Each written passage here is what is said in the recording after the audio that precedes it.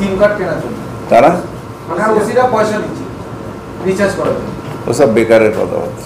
ওসিদের খেয়ে দেয়ে কাজ নেই, আপনার সিম কার্ড কেনার পয়সা দেয়। প্রশাসন ভয় পেয়ে গেছে, মানে কেউ কাউকে ভয় পায় না। কি কিসে কে ভয় পাবো?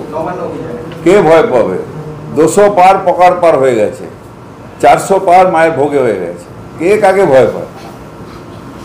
এই মমতা ব্যানার্জি সরকার ছিল, এখনো আরো এখনো মিনিমাম আরো 50 বছর থাকবে। কে ভয় পাবে? কিসের ভয়? কি অন্যায় করেছে যে ভয় পাবো? প্রশাসন কি অন্যায় করেছে যে ভয় পাবো? একটা ঘটনা, নর্মালজনক ঘটনা, একটা বড় ক্রিমিনাল এই ঘটনা ঘটিয়েছে, তার শাস্তি দেবে। আমি একদম 100% বিশ্বাসী যে সুপ্রিম কোর্টে, সর্বোচ্চ আদালতে গেছে এবং ন্যায় বিচার হবে। এগুলো হচ্ছে রাজনৈতিক খেলা।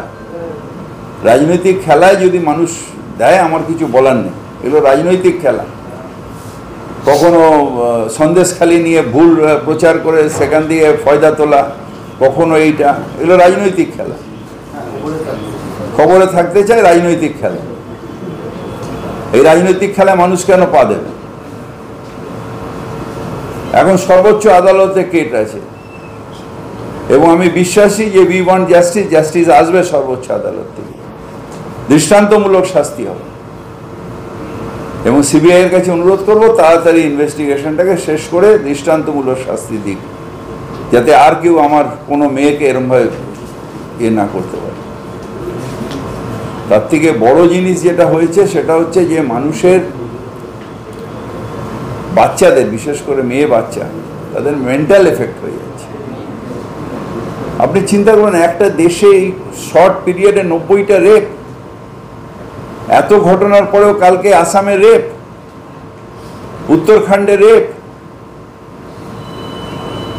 চারিদিকে রেপ হয়ে যাচ্ছে।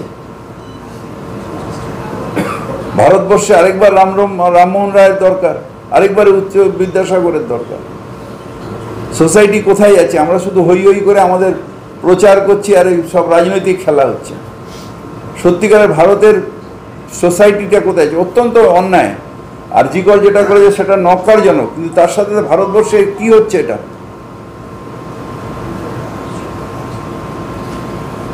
আসামের ঘটনায়